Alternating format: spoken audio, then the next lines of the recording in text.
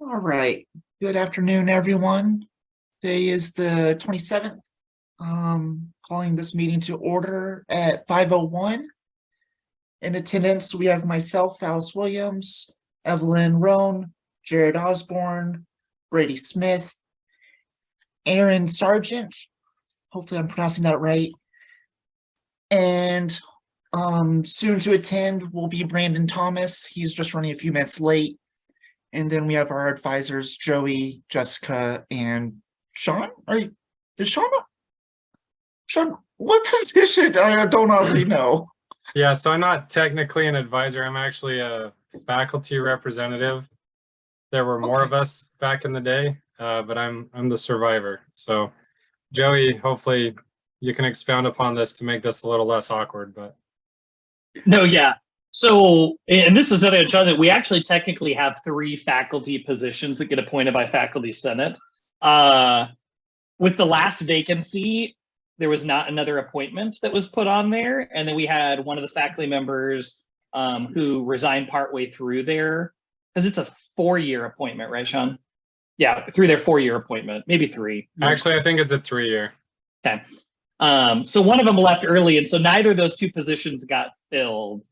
The other part, and this may be what Sean is alluding to as well, when the update to the committee structure last year, time blurs together, but I think it was last year, at least went into effect last year, is moved to where the voting members are solely students, those 3 faculty positions, and we had an administrative position that was appointed by the president, all also had voting power.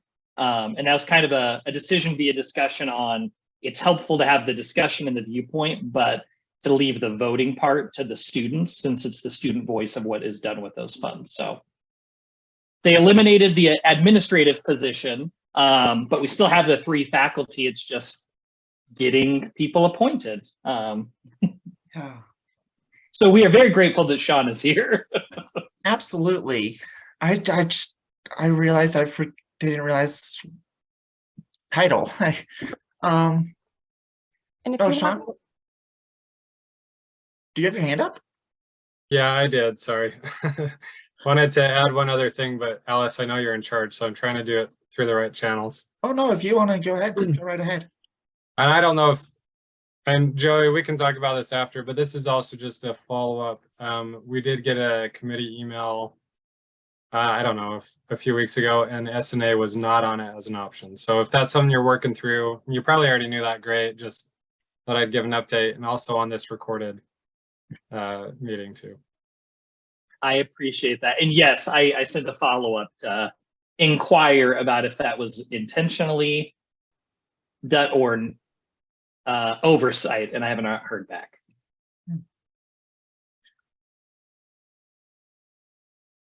All right. Well, also in attendance, we have Miss Lola Gallagher. It's always a pleasure to have you with us.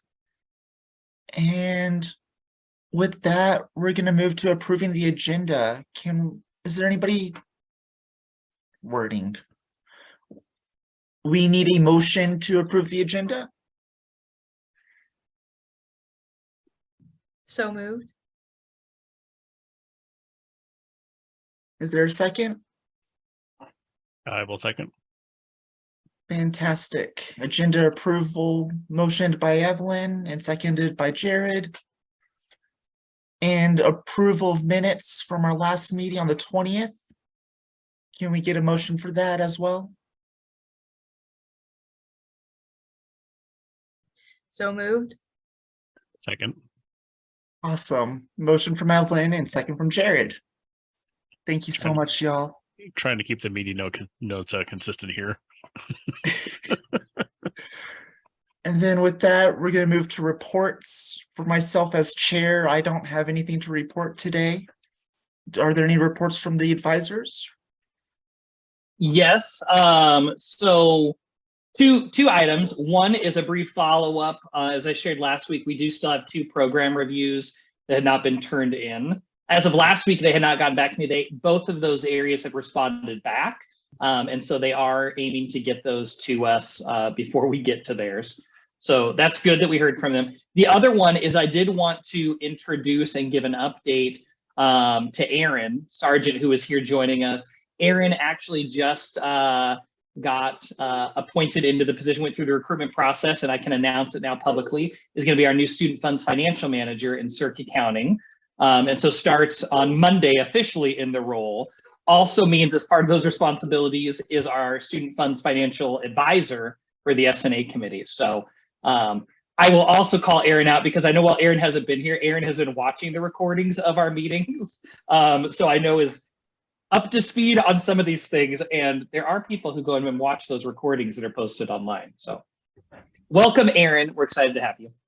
Thank you so much. I'm so excited to be here. And yes, I've been trying very hard to, you know, kind of get myself up to speed, though I don't think I would consider myself quite there yet, but I'm working on it. Awesome. That's incredible to have you with us. Thank you so much. Are there any reports from ASCWU? Yes, thank you. So I had a thought, oh, elections. I knew what I was talking about. ASCW elections are next week. Voting is entirely done online. It's through Presence. There will be QR codes posted up in the Cirque, along with, if you go to our ASCW website, you should be able to find the link there. I believe it goes live 8 a.m. on Monday. So at least by midday Monday, they should have it up. Please go vote. On the ballot are board of directors elections, so president, vice president, all of our directors, Senate speaker, my position, and then also 2 fees. So 2 student fees that we're trying, 1 increase and 1 new fee. So there's a pantry fee on the ballot, which is a small fee. There's a $6 option and $10 option. We're at least trying to get the $6 option passed, which just provides permanent, stable funding for the Wildcat Pantry and all the programs that the Wildcat Pantry coordinator supports. That way we can ensure that basic needs such as food insecurity are being addressed on campus, and that way our students have access to food and hygiene products and all that stuff. That is a fee that would be specifically just for Ellensburg students, to clarify. That way, because obviously center campuses aren't probably driving all the way out to Ellensburg unless if like you live in Yakima to get access to our food pantry, but even that's probably a stretch. So and then the other one is we're looking to increase our WSA fee from $1 to $2. So if you're not familiar, the WSA is the Washington Students Association. It is a group that has a few different purposes. It binds all of the different student bodies from all the public universities together. Currently, all the public 4-year universities are members except Eastern. And the main mission of the WSA is to lobby on behalf of Washington State students in Olympia during the legislative session to pass bills that students desperately need, or to continue programs such as the Washington State College Grant, which provides financial aid to many students. So the WSA is asking all of their member institutions to up their fee from $1 to $2. And so that is what is on the ballot, especially since that is an organization that is going out, or is an exterior organization. The board wanted it on the ballot. Technically, the ASCW board of directors can vote to for any student fees to increase them upon recommendation or ask, or we just feel like it. Not that we do it just willy-nilly, but especially since it's a third-party organization, we want to get the students' feedback on it. So sorry that was long-winded, but if you have any questions, I'm happy to answer them, and please go vote. Awesome. Thank you so much, Brady. And with that, are there any communications received? Nope, Joey says no. So I'm going to open the floor to public comment. And if anybody would like to make a comment, feel free to open your mic and do so. Just a reminder that there is award nominations are open for Evening of Recognition that closes on Sunday. There's, I believe, 8 categories and for students and maybe 6 in professional staff. And there are so many awesome students, and we would love to see nominations. There's some also awesome staff too, but for sure, we would love to see lots of nominations for students. And that link to the form and all the details are on the SLICE website, cwu.edu/SLICE.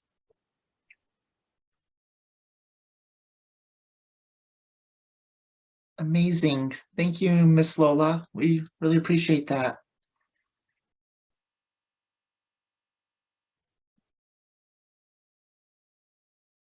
All right, if there's no other public comment, we will open it up to new business. We have 4 base funding program reviews to go over today. Starting with Lion Rock Visiting Services. Has everyone had a chance to read those funding program reviews? I am seeing nods around the room. Do we have any questions for the first one?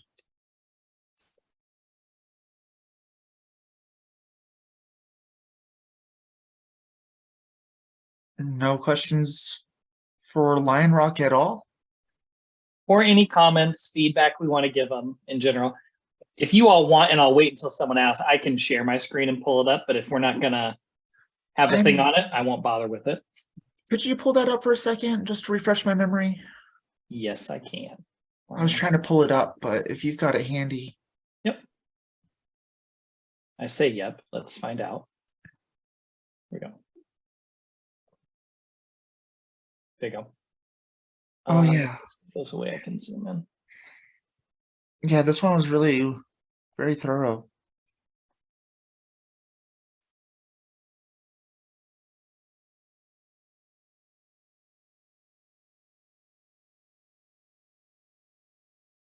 I mean, I will say, like, I liked how they structured this because it read well. I could, keep. It's not just one block of text, it's separated into these bullets.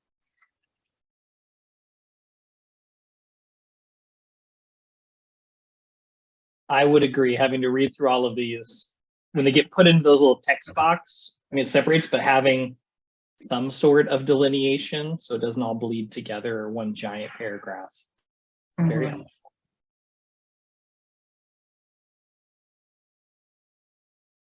Yeah, I don't have any questions for them though.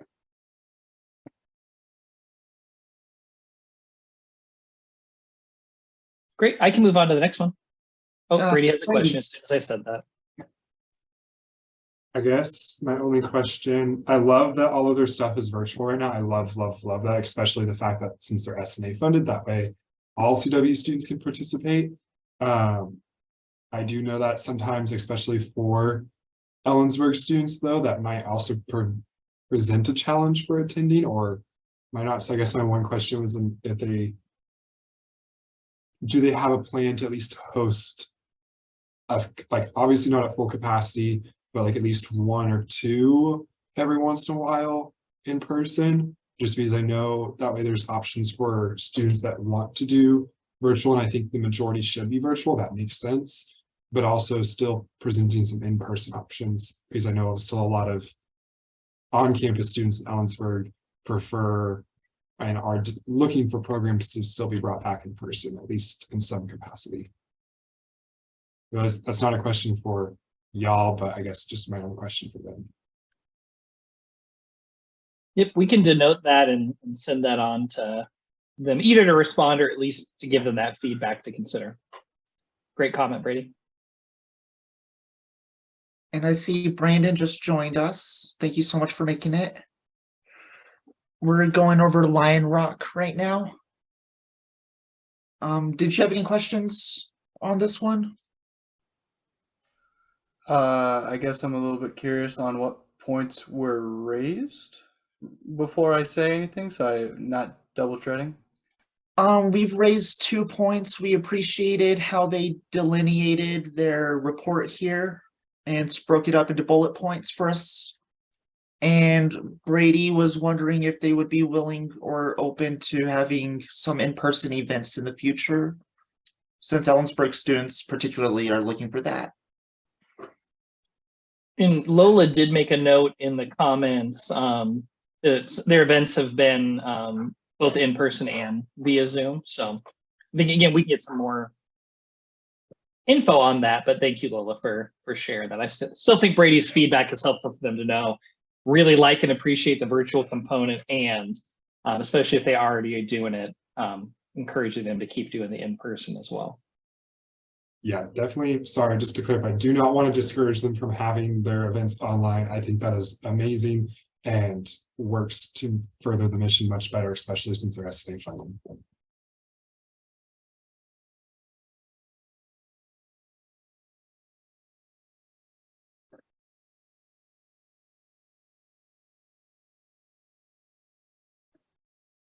I know I don't have any questions further for them.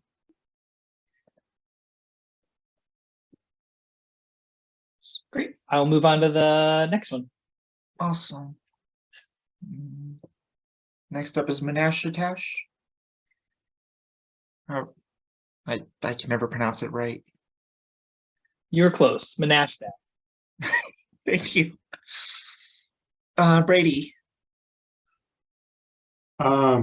Joey, this might be a question for you, or Sean, because you're faculty.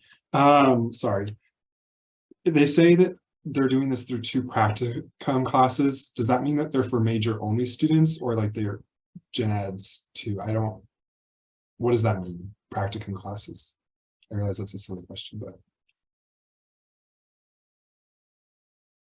Yeah, sure. So it's probably a great question to ask clarification on, because I think it does depend on the program and the professors. Ours, for instance, you would need to have major status, but I've just heard, so I don't know exactly which ones, but I've heard in the past of other students being able to do a practicum without being a major. So it may be a really good question to ask, especially on the S&A committee side, where typically we're looking for those programs where it benefits the greater whole. I don't know, Joey, if you have any other feedback on that. Yeah, so 2 pieces. One, I think we would have to ask, as Sean alluded to, because each program can be different on whether that's general or not. So I don't want to speculate. But are you looking under response number to question number 4, Brady? Is that where you're looking specifically? I mean, I was trying to make sure, so I pull it up on here for the first page is where I was looking at, because it says that under question 2 that they're doing it through 2 practicum courses. And then I think, yeah, on 4, they also. Oh, yeah. They talk about 2 practicum courses a lot. And I get that the program itself is open. I mean, it's like Observer. Any student can go look at it and read it, which is still very beneficial. And I also know that we might just be funding, I guess it's question 2 is, are we funding like the program piece and the materials, or are we funding the class itself too? Yep. So I can answer all of that. I just want to make sure. So yeah, I mean, it is question 2, 3, 4, as I'm looking at it. I want to pull it up so as we're talking on the recording, they can see. So what that is those practicum, and again, I still can't answer your first question. I think that's something we can ask of them about what the makeup is. The practicum courses are primarily for the editing of the magazine itself. And so the submission of the articles and the work is open to any student. They don't have to be a part of that, and they get it from all over. But the editing part of the document is done in that practicum. And our funding is to pay for the actual production of the physical product that it is.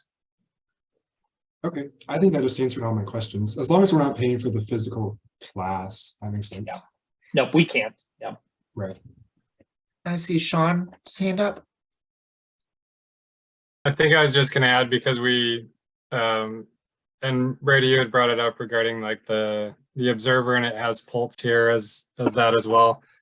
It is, in terms of just historically, and again, this is kind of what Joey was alluding to. I know that those have been funded to a certain extent in the past by S&A.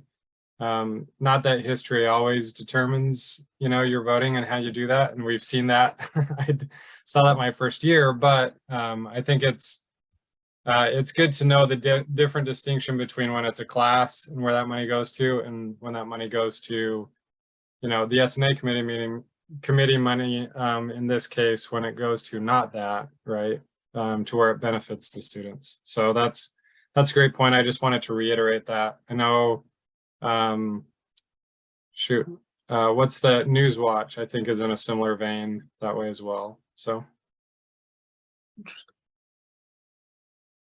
No, that's a great point, Sean. And when we get to those, and I think we'll get to those here actually really soon. I'll give a little bit of an update because Menashe is going to be a little bit different than those two. So I don't want to muddy it until we're at that yet. But what Sean said is absolutely on point. One thing I had personally noticed on this one was they have several NAs on their next page down, Joey. And I understand that this is definitely probably not applicable to all programs, but some context would be interesting to see, like how it's not applicable. Yeah, I mean, I can tell you some of them are straightforward, like number 8, because this doesn't fund positions. It solely funds the production of the journal. So I get where are the current vacant positions not applicable. Even, which one was I looking at here? The hard part is, given the budget reductions taking place, tell us what specific impacts those reductions have had on your program. That's a hard one to imagine that's not applicable. I can guess what those impacts were, but I think that's a good question to ask for number 9. Maybe number 10 is there are no circumstances that are impacting their ability to use their funding this year. But number 9 specifically feels like one that I feel like there's probably not an ability to say it's not applicable because everyone is facing budget reductions. And so there should be some sort of impact with it. So I think that's definitely a question we can put out to Menashe and say, hey, can you elaborate a little bit more? Because this doesn't seem likely that it's not applicable. Or if it is applicable, does that mean you all don't need the full amount of funding that you're getting? Are you leaving money on the table, which we already looked at their financial reports. We know they're really not. So, yeah, I'm sure they could probably give us more context. Got to find out if they've got those Bezos bucks.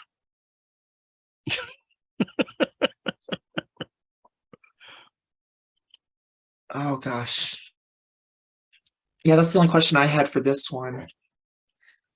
Are there any other questions? Comments? Brady? I mean, as long as I am looking at the right base funding financial overview, it does, I mean, they left 51,000 on the table last year and they're projected to leave 49,000 this year. If I'm reading it right and looking at the right document.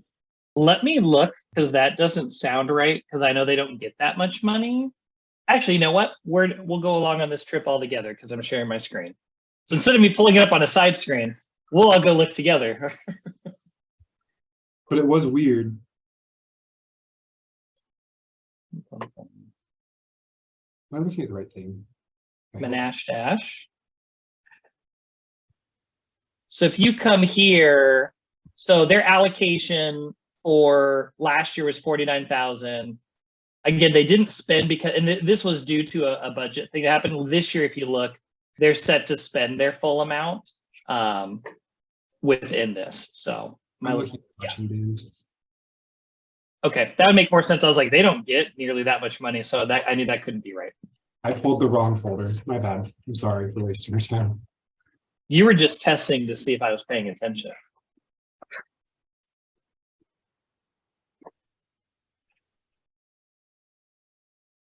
Were there any other with Menashe Dash, or do you want me to jump to marching band?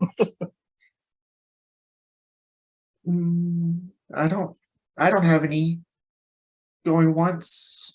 Don't mind if we jump ahead?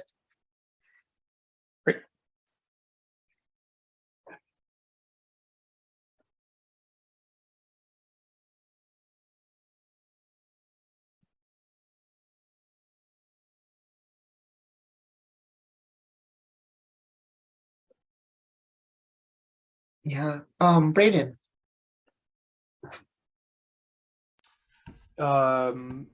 One question I would like to ask, they listed for their members that have like 6 and 7 specifically.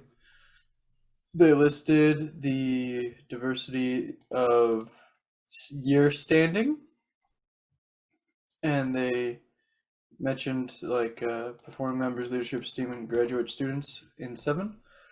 But they mentioned that one of their future goals is to see continued growth of membership where 15 and 20% of the student population are participating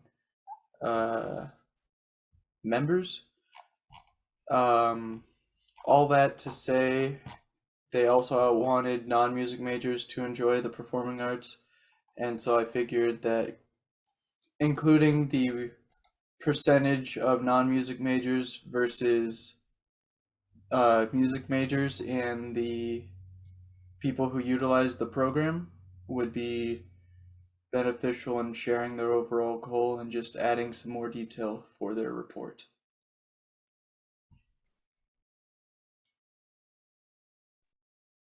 No, that's good feedback, Brandon. I think to clarify, because, and I know for Jessica's notes too, as we send it, because you're talking about identifying that in one of these two with 6 or 7, how many out of those 142 students utilizing it are from the music program versus the general? Yeah.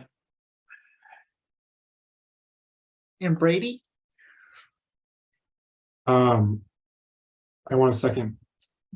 That was Brandon who said that, right? Sorry, I've been reading. Yes, I want to second that because I would also be interested to know that. I think that was a great point. I'm looking at question 9 now when it's talking about the budget reductions and how it's impacting them. They then reference the fact that they're without these positions, which since they're called instructors, I'm assuming they're not student staff, or at least undergraduate staff. So I'm curious, are those positions we fund? Because I'm just confused because those sound like not professors, but like they're instructors for something related to academics. Is that something we fund or not? Is this making sense?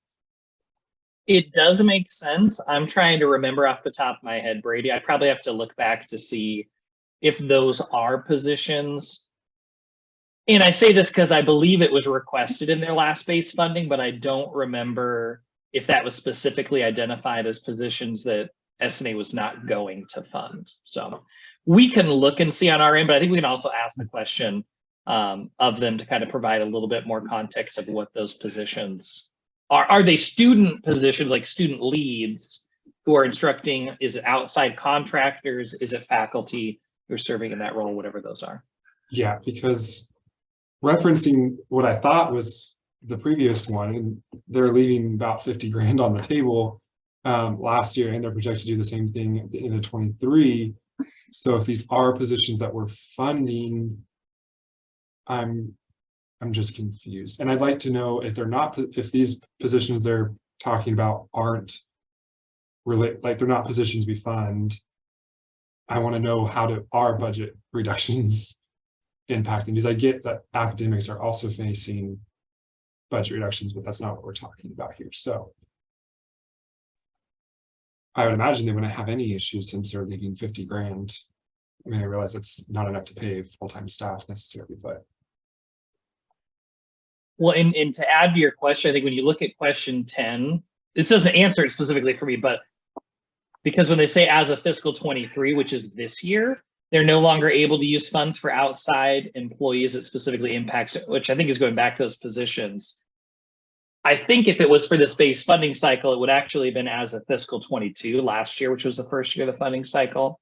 So I don't know if something else happened preventing them, or if what they're really referring to is the base funding was denied for those specific uses when it was requested. Thank you. I'll move my time. I am very curious about that as well.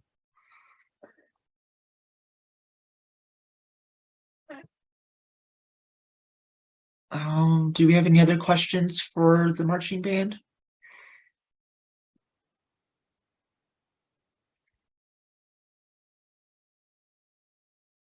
I'm seeing some head shakes around the room. Moving on to the next and last one. Museum of Culture and Environment.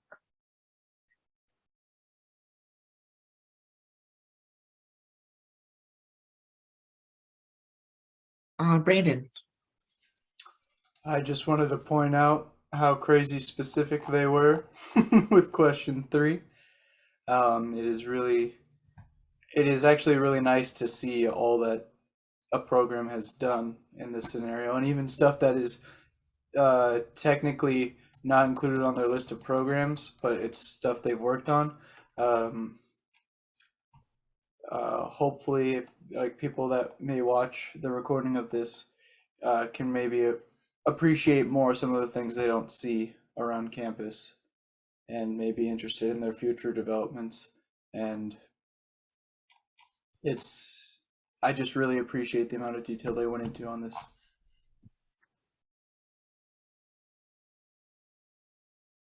Yeah, that's a great point. Thank you. Are there any other comments?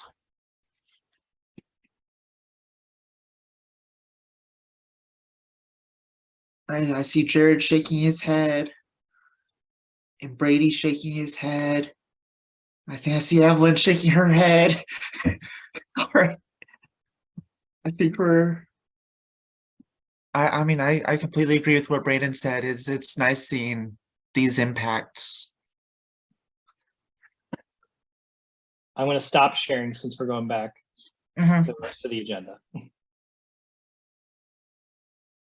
All right, and that leaves us with old business. We have Slice/Cat Camp funding request, discussion and voting. Brady. I want to preface what I'm about to say with this. I believe is an amazing program. I think it is something that the university needs to put on. I think it's essential to getting resources and foundations to, especially they specifically market to underrepresented, marginalized, and first generation students. I think it's very important. However, I do have an issue with S&A paying for this, because the students that are benefiting from this program aren't actually students at Central at the time the program is going on. Yes, they have said, we're coming, we're doing this, we're moving in, but they can participate in this program and still not ever come to Central and still never pay the S&A fee. And so I do think it's a program that needs to go on, but I don't think S&A should pay for it, because I don't think it's appropriate for S&A to pay for programs that are not benefiting CWU students. While they may future be CWU students, the week after even this program goes on, at the time the program is going on, they are not CWU students. And I don't want to sound like the bad guy or anything, but you know, we're reducing costs across the board for students that are already here. And we do need programs to get students here, but that's not the place of S&A. That's the place of the university costs and the state dollars, not our student dollars that pay for student fees.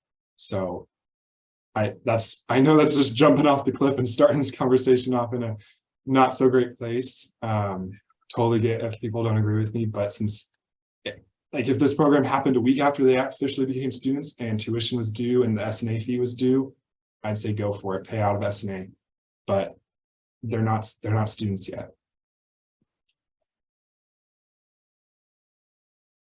Thank you, Brady. I appreciate the bravery of that comment. Jared. So I agree with that.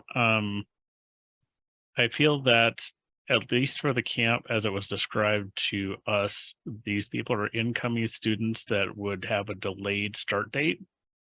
So I would like to see what their response to that is. You know, the concern that Brady raised, and I would also like to see them have more metrics on retention, which they currently can't get until the end of this quarter, but we probably have to make a decision prior to that. This seems to me to be pretty much a pilot program in a lot of ways, because it's a small program that is trying to become a big program. because they're going from 40 students to 100 students. So I have some questions on the cost associated with that and whether or not that'll be paid back, which dovetails in with Brady's, concerns. The numbers that I crunched, if they get about 50% retention, they should more than break even, especially with the 30% being paid by the other organization they were mentioning. So this is one that I've been on the fence on since I was looking at this for a while. And I fully agree with Brady here. I just think that the risk to S&A as a fund is not terribly huge, especially because the retention rate would have to be so low for it to break even. The concerns with, whose job it is to, pay for a camp like this is definitely valid. But they have requested from us, and their timeline seems to be very short. And we've also awarded them funds in the past, from what I understand. So there seems to be a precedent that's already been set, either by people here or by other former members of S&A. So I'm leaning towards supporting it, but I still have qualms. And that's it for me. I saw Brandon's hand go up first, but I did want to let Brady respond to that, if that's all right, real quick. No, I'm good with going after Brandon talks. Okay. I was actually gonna say I'll pass it to Brady first. Oh, okay. I think, yes, we have funded this program in the past, and yes, retention is there. But my one example, we don't fund admissions. Admissions, if it was based off of recruit, yes, we'll get our money back, most likely, because students will come. But I think we need to shut the door on funding programs that benefit students that aren't students yet. Yes, we should. This is a program we 100% should have as a university, 100%, if not bigger. But S&A dollars are meant for admitted students that have guaranteed to come here, that have paid their dues, paid their bills. We pay a lot of money to come here. And we don't fund admissions. We don't fund any other, from my understanding of our recruitment tactics. Why are we funding this one? And $50,000 is a decent amount to, that's a program or two. That's a lot. That's a good chunk of our 10% reduction. So, not a good chunk, but it's it's 50 grand. So thank you. I'll yield my time. And Brandon? I'm curious to hear what Joey will say, so I'll pass it to him. Eventually you're going to have to say what your comment is going to be to segue into it. There were two things I was going to say. One of them was going to come to me because I've lost it now. And this is just for a point for you all. This is not a statement on either end, but to give some context, because this has come up, not about this program. And so what I can tell you is there are certain parts they have to do, but it could be allowable to use S&A funds. I bring this up because Brady brings up a good point. We've had this conversation repeatedly over the years that I've been a part of the group. Specifically, when we talk about orientation or recruitment of incoming students. And the answer, and why I can let you all know, want to tell you, is we've had to get clarification from the Attorney General's office as it relates to S&A. And pretty much where it has been defined is a current student, for the sense of do they fall under we can provide programs, is a student who is enrolled in classes. So, for example, if these students all were enrolled for fall quarter before they went to the camp, technically we could fund it. I think that falls under the what is allowable. I think what you all have, and so I share that so you all know that would be a requirement if they use S&A funds, is if a student came to camp and was not enrolled, they would not be eligible with the funding. I think you all, though, the larger question is, even though it may be allowable, does it fit with what you all feel is the most appropriate use of the funds? Because again, we don't have unlimited funds, so you all unfortunately do have to be somewhat critical in evaluating. The other part, and I'm jumping hats entirely because this is where I have to at least for one more week until Erin gets to step into her role as the funds manager, have to wear this hat a little bit, is to remind you all just to be mindful of when we look at it, because what they're really requesting is they're requesting that we allow them to spend $50,000 more than their allocation for next year. They have an allocation already for next year, and this is requesting 50,000 on top of that. Which one I think raises the question for you all of us being mindful, because if everyone came in and asked to overspend, that impacts our debt service ratio for the university. So we really do need to be critical and mindful of it. I'm not saying one way or the other, but I think as you all are looking at it, having to think through that part of it as well. So even if you're like, yes, we think this is an appropriate use of the money, and it sounds like, as Brady mentioned, there's some question there. I mean, it's still, I'd ask you all to make sure you're thinking through the funds part of it, knowing the financial situation that we're in. Doesn't mean that we can't, but we'd have to have a strong reason why we'd approve this, but deny other groups coming and asking to essentially overspend their budget next year as well.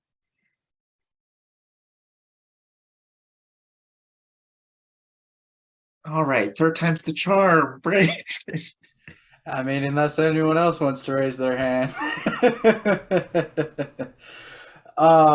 I agree with that. This is a great program, and I do see the concerns Brady raises of is the like for the context of like, is this really up to us? And from what I'm reading the minutes right now, just as a double check for my words, they're requesting from their portion of the carryover funds that they used to get approval from last year. Basically, they're trying to repeat what they did last year. And I think because we've done it before, we have a little bit more of an obligation. And as Joey said, they have to be enrolled for fall quarter for even to get S&A funds. And I would maybe propose that if we are looking at approving this one, it is with the context that we are maybe wanting them to look somewhere else next year, especially in regards to making sure we have, we got to keep an eye on our budget. But that is my 2 cents.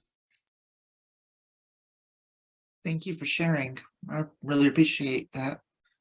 Brady? Again, just going back to the funds aspect, this is only $50,000, but I want to remind the committee that currently we allocate out roughly $7.4 million.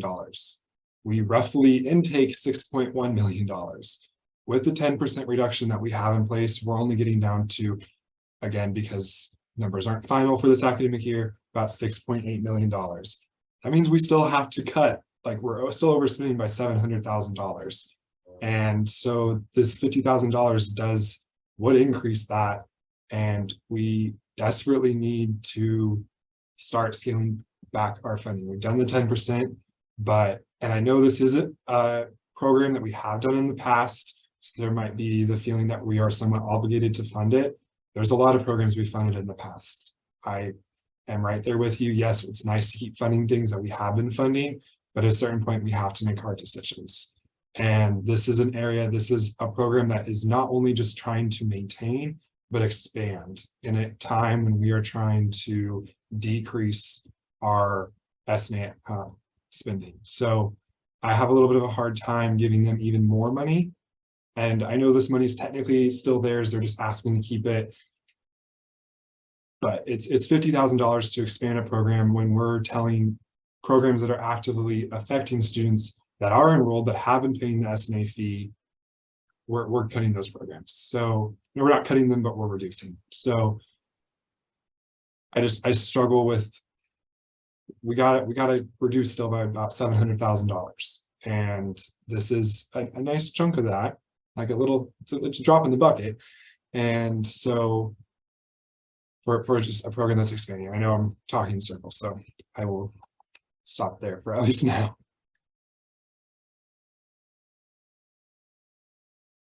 Thank you very much for that. Jared. So I think one of the things we should touch on is what actually happens to the program if we decide to partially fund it or not fund it. And I think that in the case of, other programs, if we partially fund it or not fund it, then that program collapses or ends. I think in the case of this one, if we don't fund it or we partially fund it, they just go to the parents of the students and say, you now have to pay money to attend the camp, which I think is like $308 per person at the most, were the numbers that I was looking at. And I could be wrong in that, but that's just off the top of my head. So, Joey, I have a couple of quick questions for you on this for procedural things. When do we have to make a decision on this particular issue? So typically the discussion is you all would also vote on it tonight. So during this deliberation. So technically speaking, you all could, if there was a legitimate pressing point, and so I'll say, if you all were split or deadlocked, and it's like there's one piece of information that would sway, you could choose to table the vote until next week to gather that information. Procedurally, I'd say we'd really only do that if there's something specific we're needing to gather or get that we didn't have a chance to already ask or come up. Otherwise, it would be, since it's on our public piece, we're discussing and voting on it tonight. Okay. I think that's it for me. So we're moving on. Brady. Sorry, I know I talk a lot. But I want to address what Jared just said is like, what happens if we don't approve this? So I know they talk about how they would charge students.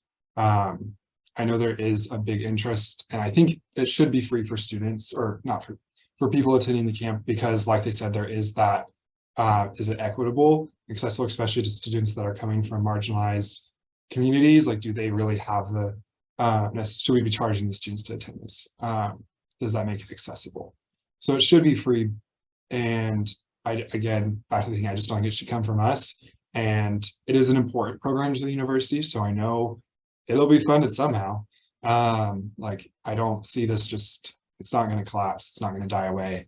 I think I can't tell them to fund it, but ideally, I think our recommendation should be for admissions to fund it. This is a recruitment tactic, and should therefore be funded through admissions. I know it's already being partially funded through admissions, but I don't even understand how this program is really under SLICE's scope. SLICE is not admissions. SLICE doesn't recruit. That's not their job.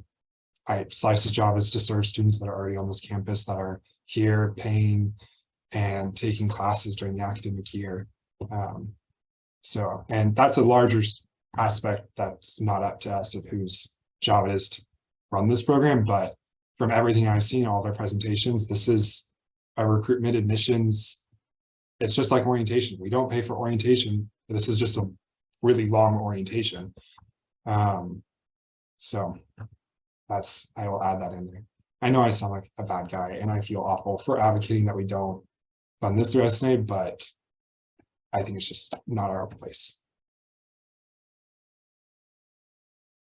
I saw hands go up. Joey. Two things. One, Brady, don't feel bad. You all need to be able to speak and share these voices and these perspectives and concerns in this space. Like, that's what you all are here for, is to bring up the variety. It's not just the five of you. You're also thinking of the larger student body. So don't feel bad on that. This is really just, I don't recall them going into a lot of detail on this. So I'll share it because I think you brought up a point of why this lives with SLICE. As I think Jared alluded to earlier, this is kind of, and maybe it was Brandon, I can't remember now in our conversation. We're going to say Jared because Brandon kept deferring his comments. This is it's a new-ish program, but it's really the growth of a previous program. It used to be the Experience Leadership program, which lived under the Center for Leadership and Community Engagement, which was SLICE's predecessor. And so the program itself was very specifically geared towards added and advanced kind of leadership and connections and building a community on that, which fit perfectly, again, into the scope and purpose of the CLCE, which it would still fit in the purpose of SLICE. Last year, now I'm trying to do the math, last year is when they expanded into this larger CAT camp concept, or I don't know if I want to say larger. Last year is when they moved away from the experienced leadership program into CAT camp. And then this year, as they had alluded to, and as Jared had said, is where they're looking to make CAT camp larger with more participation and a different location. So the history of why it lives here has been the growth. The program itself has, I think, shifted and changed, but the ownership of it or where it has housed has not moved within that. That was all I was going to say. Brandon? I also wanted to say that Brady's opinion does not make him a bad guy. I think that it is clear that your passion for this program and your wanting of Central to not go bad is very admirable, and I 100% believe you have the best intentions at heart. If personally where I stand, I think that if we were to do any funding, partially funding is where I would be standing, solely because of the previous funding that we did, while also asking them to look somewhere else for following years, as the expansion at this point is not the best for a budget that we are looking at. But I think that the previous funding and that it is from the carry forward fund gives us a slight reason to fund them again at least one more time.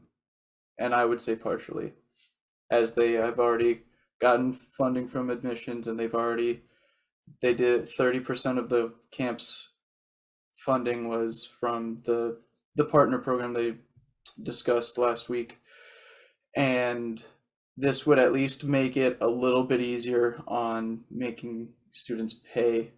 It would make it a little bit more equitable for the incoming students as they try to figure out what to do next. And that is my opinion. So just a quick note, we're running out of time here. So we should probably do a vote on this. Yeah, Brady. Alice, are you taking motions at the time? Yeah, I'm taking motions. All right. I'd like to motion that we deny this funding request and recommend that they seek funding through other options, such as admissions. I'll second that.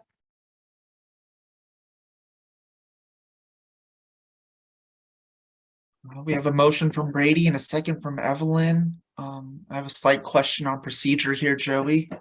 Yeah. So with the motion and the second, I mean, I know we've been discussing it, but essentially we would still open it up to any discussion on the specific motion.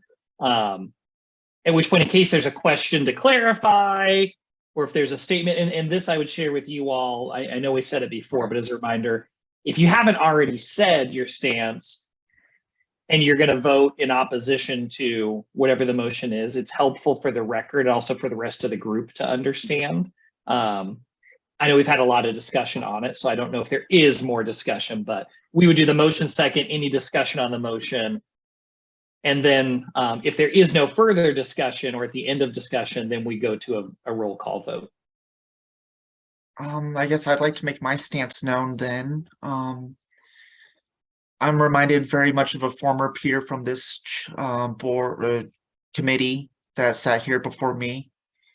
Mr. Bjorn, he was our former budget hawk. And this is a tough one. It's a really tough one. I think it's a very valuable program, but I don't like continuing the precedent of paying it when we are in such a budget crunch. With that, I'd like to hear what Jared has to say and then move towards a vote. I think I'm just a tiebreaker here. I would recommend that we fund it at 25% of their requested amount, giving them a little bit of lift in the program, especially because they've already had funds allocated to them. With the caveat that next year they should seek funding from enrollment and other locations. We're getting a little bit late in the game to rug pull them, and I feel like it's we're essentially in a lose-lose no matter where we go. But at least this way we've contributed a little bit, but then we're also being, miserly as we should be.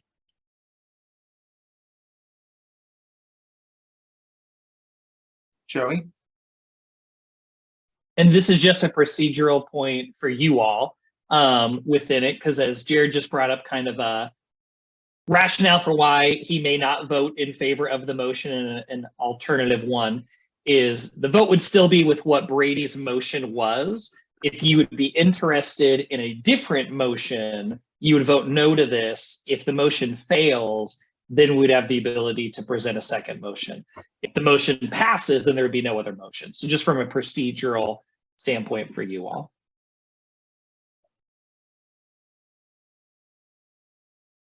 All right, and I think with that, we head into voting on Brady's motion. So if we can have the ayes raise their hand for not funding this program.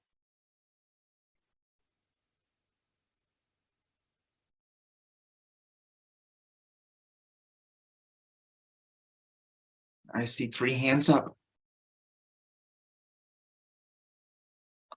Is that majority or? Yep, I saw Joey nod, that's 3 hands up.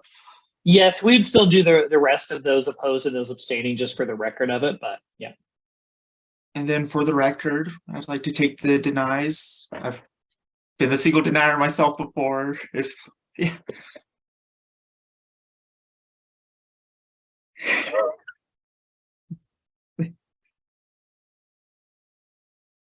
Thank you very much, Jared, for being willing to take that stand. And with that, we approve the motion made by Brady to not fund this program by S&A. I would like to reiterate Brady's suggestion of sending this to admissions. I think this is a very, very valuable program. And I really like to see it, it serves underrepresented communities. It's a difficult one. Thank you, everyone. Brady? My only ask, and I'm sure you would have already done this, Joey, but when you let Slice know of our decision, would you mind clearly stating that we are in full support of this program? Still, it's nothing about the program. It was just simply where the funding request came from. Absolutely. No. I'll send out a notice to them with the official wording saying this, but also make it very clear that the committee is very supportive of the program, sees the value and importance of the program. The real concern and where the motion and the vote went was due to the funding part of it. So absolutely. As Brady said, thank you. With that, we have our last round of public comment. Second call. Joey? Just quick things, because I know we're right at time, which you all have done a fantastic job of staying within our timeframes. So thank you. One, I wanted to say thank you all for the discussion. I mean, as you all saw and know, these are tough conversations. It's an important committee, and it's one of the committees, I know I'm biased, that I think is the most important. And I think a lot of students don't realize the level of things you all see and have to make decisions on. And so appreciate you all being open and honest with each other and vulnerable to share your kind of viewpoints, and providing those very thoughtful and heartfelt comments that again are in support of the students and the student fund. So great job in the discussion. I know it's never an easy thing to have to deny. We'd rather be like, yep, let's give all the money and fund everything and all that. But I think as Jared alluded to the previous meeting, we wouldn't need this committee if that was the case, that we could just fund everything. So I just want to say thank you. Great discussion for you all. The second point is just to reiterate something Brady said earlier. As a reminder, ACW elections are going to open up on Monday and be open next week. You will hear me remind you about it next week at our meeting there as well, to make sure you vote and help spread the word. Otherwise, have a fantastic week. And make sure to review. We'll send out the minutes or the agenda ahead of time, but we'll probably, if we have no other funding requests, we'll be looking at 6 program reviews. Otherwise, we'll only look at about 3 if we have a new funding request. So you can kind of plan accordingly, but you'll see the agenda when it comes out. Excellent. Thank you, Joey. And Brady? I am so sorry. The last thing, the board of directors is considering an $5 increase to our sub fee, which is the student union building fee. It's currently at, what is it, $69 a quarter. It has not been raised since 2013. Before 2013, the last time the fee was touched was when the CERC was built. So this is only the second fee increase ever. So it's a $5 increase to $74 a quarter to help maintain. In a couple of years, it will probably need to be raised a little bit again, but Cherie and the CERC are trying to be very mindful of our student dollars. If you have any feedback or things that you'd like to get across, please feel free to email me, or on Monday, the board will be voting on that fee increase, yes or no. So that is it. I will stop taking the time. Thank you for reminding me that I sat in on the building maintenance meeting, and that I would love to see the CERC get a little more funding. That maintenance needs it. With that, I think that's it for our meeting. Thank you everyone for making it. And I will see you all. Unless there's any objections to you adjourning the meeting. Yes. Are there any objections to us adjourning the meeting at 6:03? I make a motion to pet my cat. That's all I got, but no. No objections. Head away, Jared. There's no objections. Thank you, everybody. Joey, do you have a minute? Have a great week, all. See you next week. Yep, I can touch base with you. I'll call you separately. Okay, perfect.